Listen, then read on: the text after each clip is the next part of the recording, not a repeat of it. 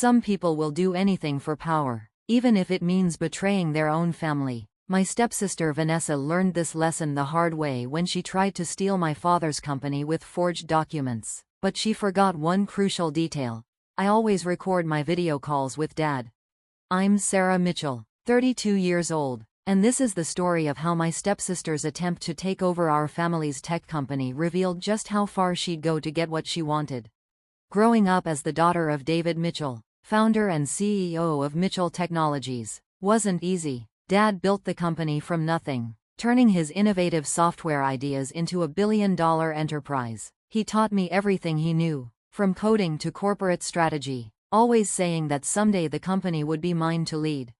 Everything changed when I was 16 and Dad married Catherine. She seemed nice enough at first, a corporate lawyer who claimed to admire Dad's business acumen. But her daughter Vanessa was different. From day one, she made it clear that she saw Mitchell Technologies as her ticket to success.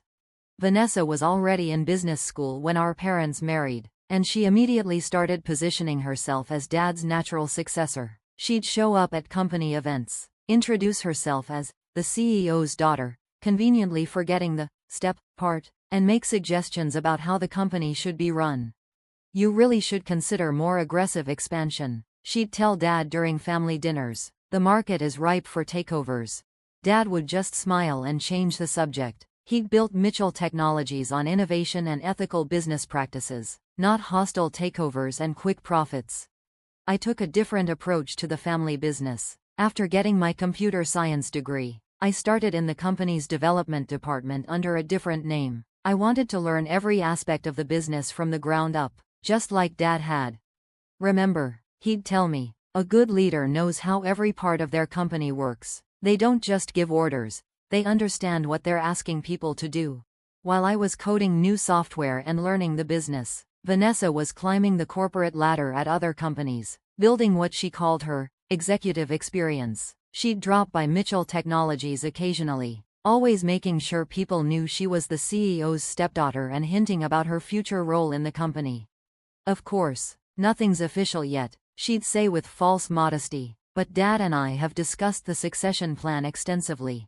What she didn't know was that Dad and I discussed the company's future almost daily. I'd risen through the ranks on merit, still using my mother's maiden name to avoid favoritism. By the time I was 30, I was heading our most successful division, though most people didn't know I was the CEO's daughter. Then came the project that would change everything. Project Oracle was my baby. A revolutionary AI system that could predict market trends with unprecedented accuracy. I'd been working on it secretly for 2 years, sharing the progress only with Dad and a small team of trusted developers. Vanessa caught wind of it somehow. She started showing up at my department more often, asking pointed questions about our research. I kept her at arm's length, but I could see the wheels turning in her head. You know, she said during one of her visits, as a family member with actual business experience, I really should be overseeing projects of this magnitude. I just smiled and reminded her that she didn't actually work for Mitchell Technologies yet. That's when the rumors started. Whispers about Dad's retirement, about Vanessa being groomed for the CEO position, about how the company needed professional management instead of tech geeks.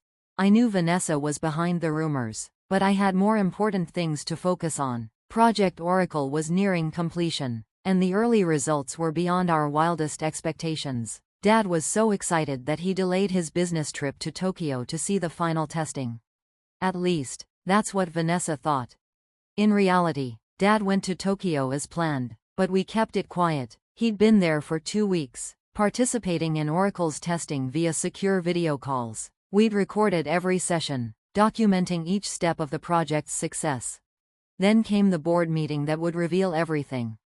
I arrived early that morning to find the boardroom buzzing with tension. Vanessa was already there, looking smugger than usual in an expensive power suit. She barely acknowledged me as I took my seat.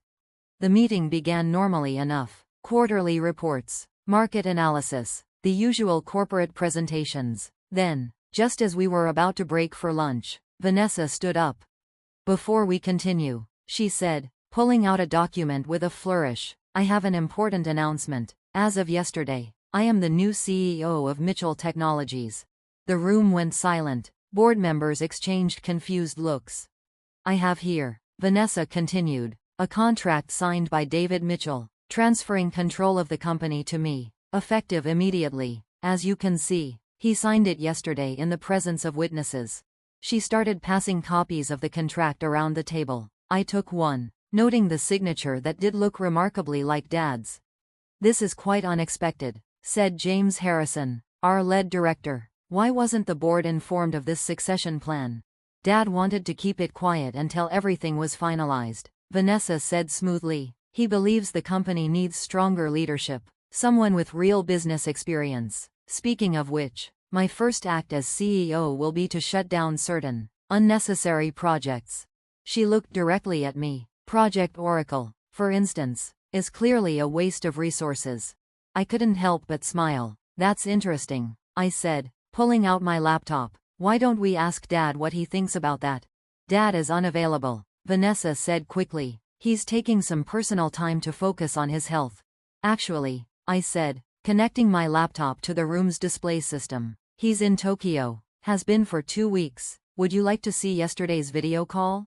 The color drained from Vanessa's face as I played the recording. There was Dad, clearly in Tokyo, discussing Project Oracle's latest results with me and the development team. The timestamp showed it was during the exact time Vanessa claimed he was signing over the company.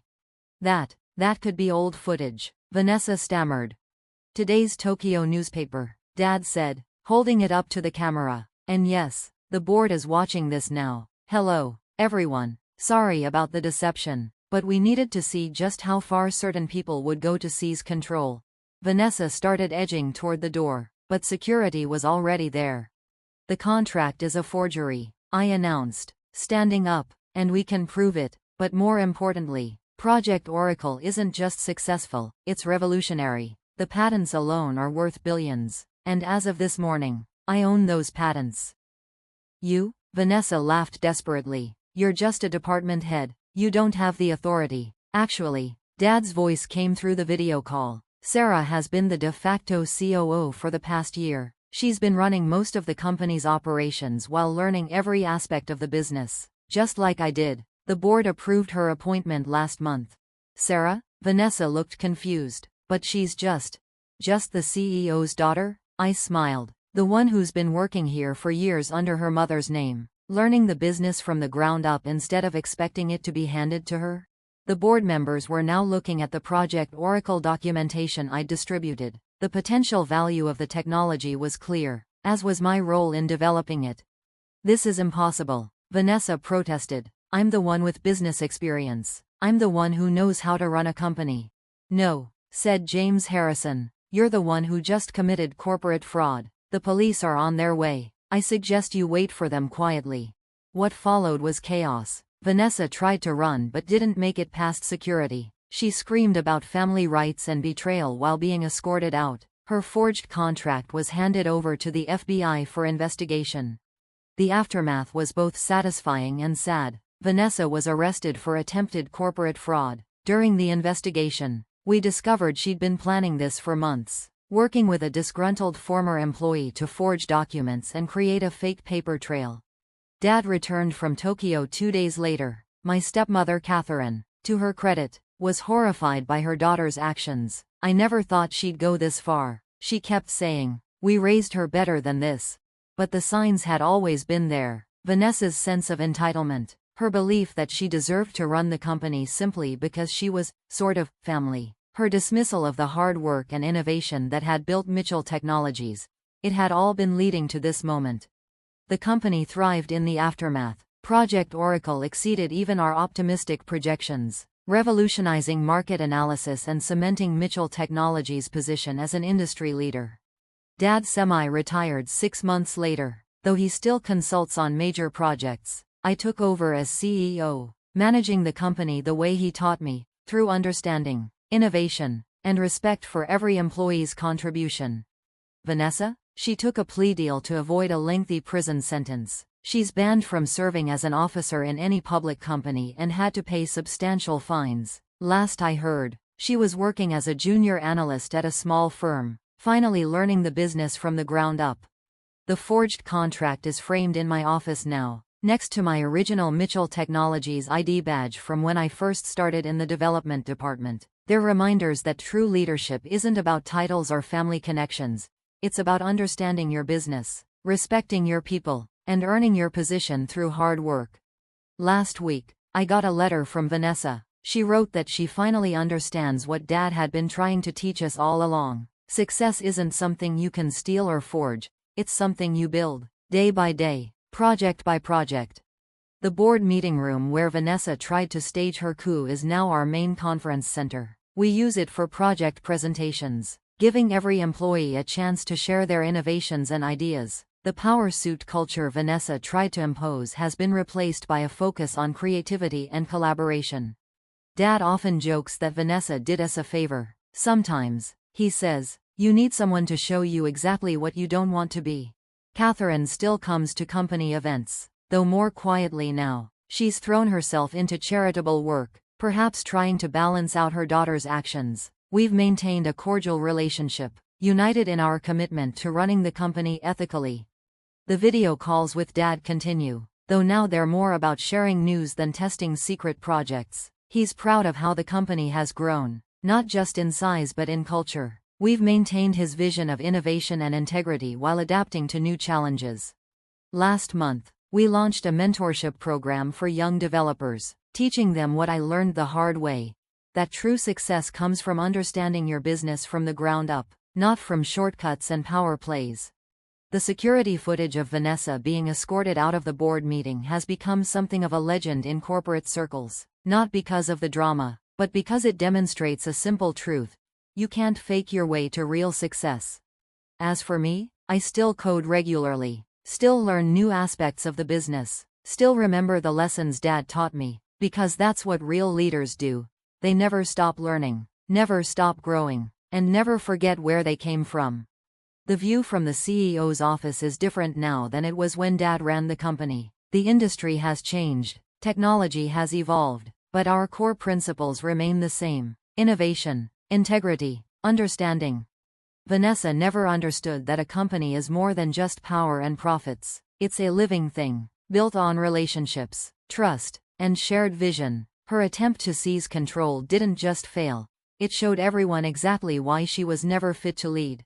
Sometimes I think about that board meeting, about the look on Vanessa's face when she realized her carefully forged documents were worthless. It's not about the satisfaction of catching her in the act, it's about the reminder that there are no shortcuts to real success. The lessons from that day echo through every decision I make as CEO. Trust must be earned, authority must be deserved, and leadership isn't about who you are, it's about what you do. Project Oracle continues to evolve, growing beyond its original scope to revolutionize multiple industries. The team that helped develop it has grown too, promoted on merit just as I was. We're building something remarkable, not because of family names or power plays, but because we understand what it takes to create real value. Dad still calls every day, not to check up on me but to share ideas and hear about new innovations. He never doubted me, never questioned my ability to lead. He just gave me the space to prove myself, to learn and grow and become the leader the company needed. That's the real secret to success, not forged contracts or corporate coups, but the patience to build something genuine, something lasting, something that makes a difference. Vanessa taught us all a valuable lesson, though not the one she intended. She showed us that true leadership can't be stolen or forged. It has to be earned, step by step, day by day, with integrity and understanding. And those video calls with Dad? I still record every one, not because I'm worried about more forged contracts, but because someday they'll be part of our company's history, a reminder that sometimes the quietest person in the room is the one you should watch out for, especially if they've been quietly learning everything about the business while others were plotting shortcuts to power. The company continues to grow and evolve. We're developing new technologies, exploring new markets, building new relationships. But we never forget the lesson learned in that board meeting. Success built on deception will always crumble, but success built on understanding and integrity will stand the test of time. And that's something no forged contract can ever change.